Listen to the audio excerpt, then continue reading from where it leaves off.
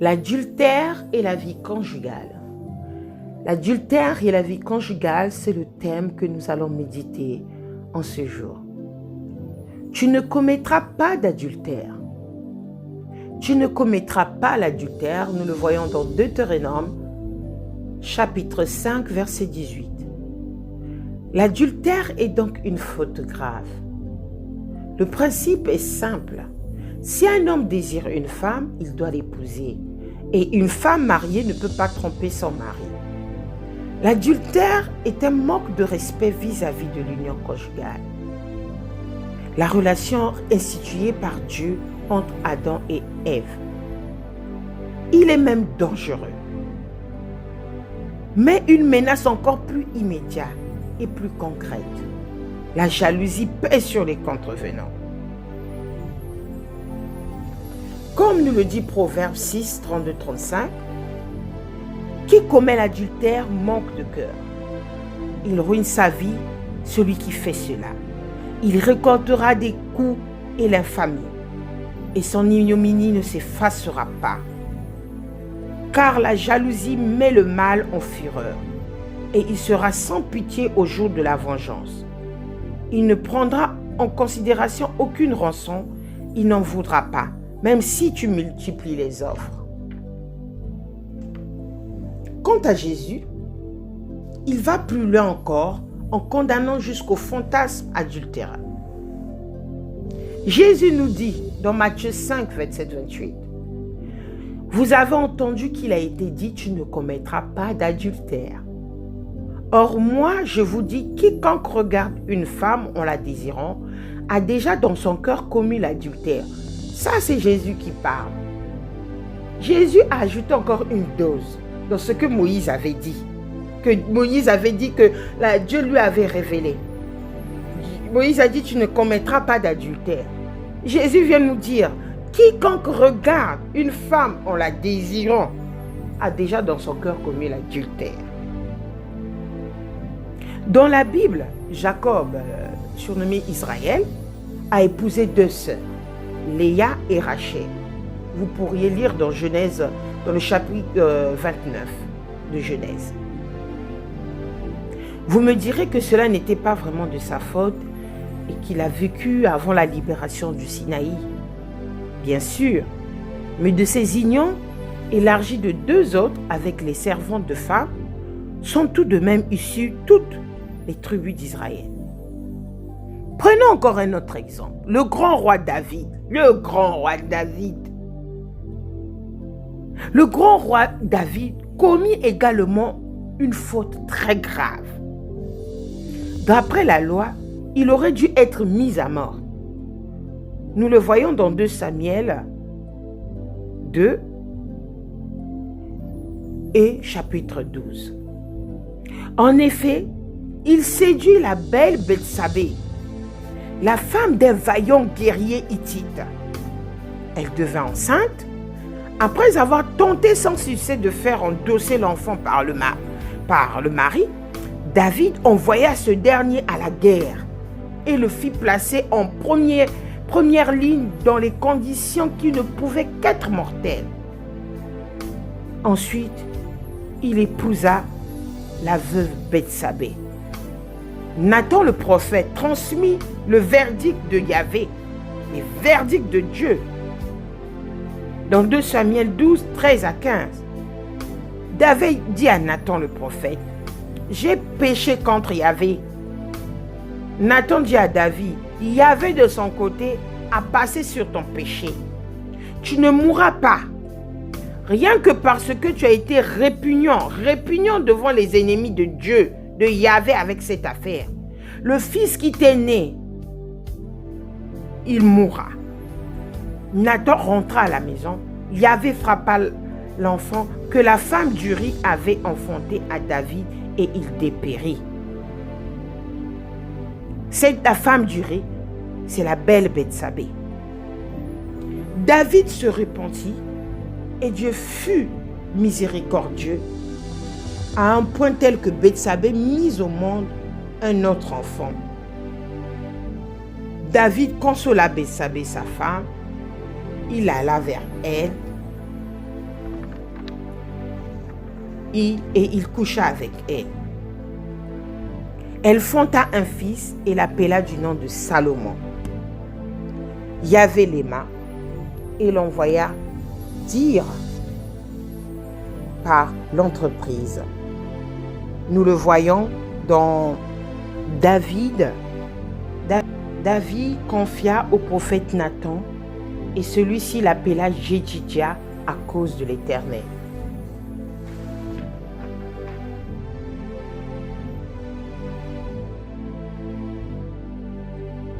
Ne commettra pas d'adultère. Ne commettra pas d'adultère. Vous avez vu ce que David a subi. Et la réponse que Dieu lui a confiée, lui a donné même. Tu ne commettras pas d'adultère.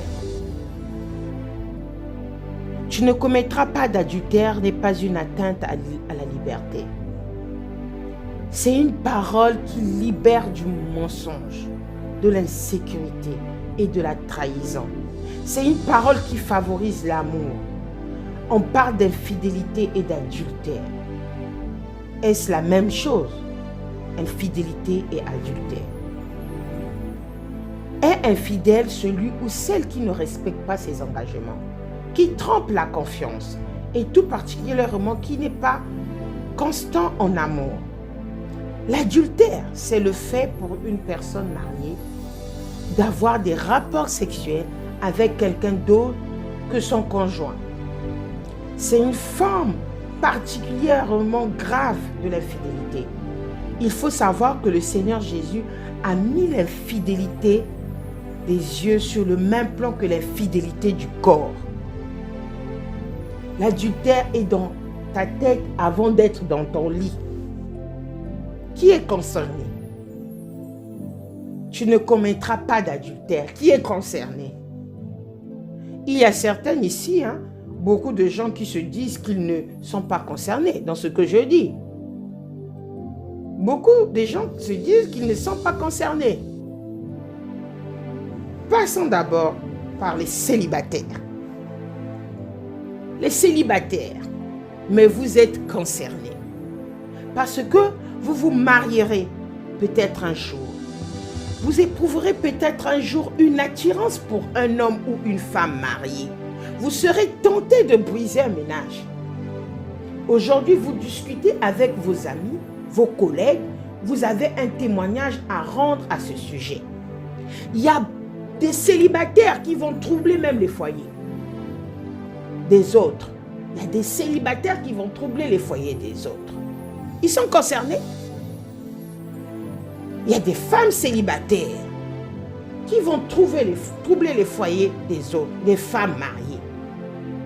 Il y a des hommes aussi célibataires qui vont troubler les foyers des femmes. Parlons des victimes de l'adultère. Les victimes de l'adultère, les trahis, les blessés, vous êtes concernés. Vous aussi, vous aimeriez sauver votre mariage. Ou si vous êtes divorcé, vous vous posez la question du remariage. Vous aimeriez guérir. Vous éprouvez peut-être un jour une attirance pour un homme ou une femme mariée. Vous ferez peut-être à d'autres le mal qui vous a été fait. De toute façon, vous discutez avec vos amis, vos collègues, vous avez un témoignage à rendre. Parlons de ceux qui sont coupables d'adultère.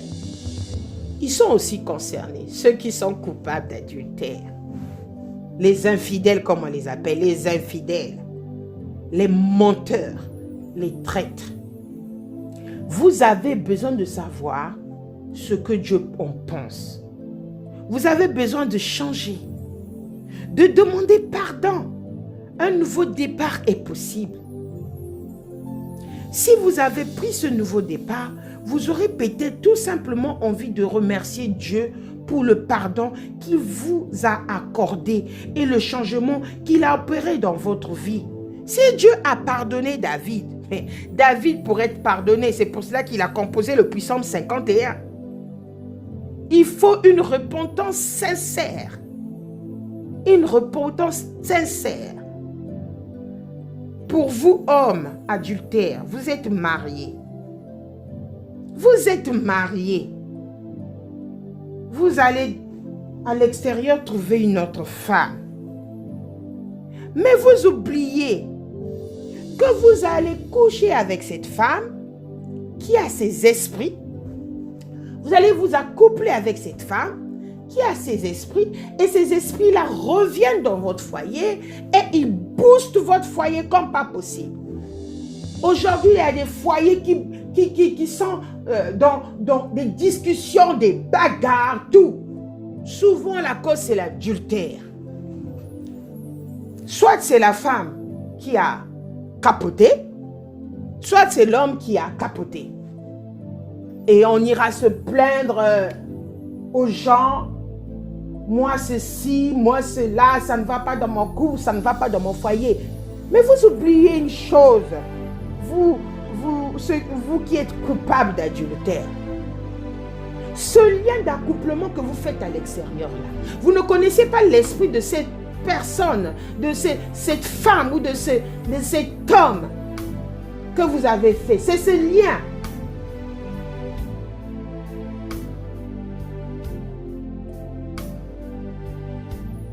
Quand tu es accouplé à une femme, que tu es marié, c'est un lien que tu crées. Et si tu vas à l'extérieur là, t'accouples avec une autre, cet esprit-là, tu viens à la maison avec, t'accoupler avec ta femme ou ton mari. Tu as emmené l'esprit malin. Ces esprits-là, on ne le blague pas avec. À l'intérieur, il y a les esprits des eaux. À l'intérieur, il y a les esprits de forain. Tout esprit déchu là, des anges déchus du ciel. L'esprit de destruction, l'adultère. Il est temps de demander pardon. Ce que David a fait là, c'était grave, c'était vraiment grave. Ce que David a fait, c'était grave. Là, je parle de l'adultère, l'homme et la femme. L'homme, tu es marié. Aujourd'hui, nous étions tous confinés ici en France, même dans d'autres pays, les gens sont confinés. Les femmes mariées, ils étaient tellement contents de voir leur mari chez eux. Mais vous, femmes, avez-vous prié? Oui. Avez-vous prié? Il faut prier, il faut se demander pourquoi. Quand il y a eu le déconfinement là, qu'est-ce qui a changé? Conseil que je donne aux femmes mariées, soyez de femmes de prière. Pour que, si vous savez que votre mari a capoté, priez pour ça parce que c'est un danger pour le foyer. Ça peut entraîner même la mort. Et je veux parler même pour les couples mariés. Les couples mariés sont concernés. Les couples mariés sans histoire sont concernés. Ont besoin de réfléchir à ce commandement. La Bible dit que celui qui croit être debout prenne garde de tomber.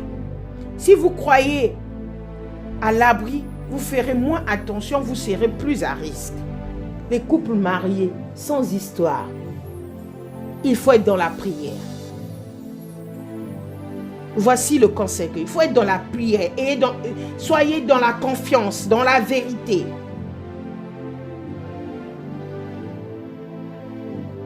Derrière, tu ne commettras pas d'adultère. Il y a la protection du couple. Retenons-le. Il y a la protection du couple et de la société. Il y a la protection de l'image de Dieu. Tout le monde est concerné. La forme du commandement est négative, mais l'intention est positive. On va essayer de le formuler ainsi. Tu feras tout pour construire ton couple. Tu feras tout pour construire ton couple. Cela commence avant le mariage, avec l'exemple, bon ou mauvais, donné par nos parents, avec l'idée que nous faisons du mariage, avec la conviction que la Bible vous donne. Je vais terminer par cette conclusion avec un récit biblique qui nous avertit et nous encourage en même temps. C'est dans Jean 8, 2 à 11. Jésus revint de bonne heure dans la cour du temple Et tout le peuple se pressa autour de lui. Alors il s'assit, se mit à enseigner. Tout à coup, les spécialistes de la loi et les pharisiens traînèrent devant lui une femme qui avait été prise en flagrant délit d'adultère. Ils la firent avancer dans la foule et la placèrent bien en vue devant Jésus. « Maître, lui dirent-ils, cette femme a commis un adultère. Elle a été prise sur le fait. Or, dans la loi, Moïse nous a ordonné de lapider les femmes de ce genre. Toi, quel est ton jugement sur le cas ?» En lui posant cette question, il voulait lui tendre un piège dans l'espoir de trouver quelque prétexte pour l'accuser. Mais Jésus se baissa et se mit à écrire du doigt sur le sol. Eux, il les insistait, répétant leurs questions. Alors il se releva et leur dit que celui d'entre vous qui n'a jamais péché, lui jette la première pierre. Puis il se baissa de nouveau et se remit à écrire sur le sol. Après avoir entendu ces paroles, ils s'esquivèrent l'un après l'autre, à commencer par les plus âgés, laissant fidèlement Jésus seul avec la femme, qui était restée au milieu de la cour du temple. Alors Jésus leva la tête et lui dit, « Eh bien, où sont donc passés tes accusateurs? Personne ne t'a condamné. Personne. » Seigneur, lui répondit-elle. Alors Jésus reprit, « Je ne te condamne pas non plus. Va désormais, ne pêche plus. » Oh, Jésus est merveilleux. Notre Seigneur est merveilleux. Il a pardonné, mais ne pêche plus. Il faut avoir la crainte du Seigneur. Ne pêche plus. Eh bien, vous avez appris qu'il a été dit, tu ne commettras pas d'adultère. Si quelqu'un jette sur une femme un regard chargé de désir, il a déjà commis l'adultère avec elle dans son cœur. Que le Seigneur bénisse ce message et que ceux qui savent qu'ils sont dans l'adultère, qu'ils puissent se repentir. Ceux qui sont mariés, soyez dans la prière. Ceux qui sont célibataires, que Dieu vous dirige dans vos choix et que vous soyez dans la prière, car l'ennemi, il est là. L'ennemi du divorce, il est là. L'ennemi de l'adultère, il est là. L'ennemi qui est là pour détruire les couples, il est là. Soyons dans la prière. Que le Seigneur soit béni. Amen.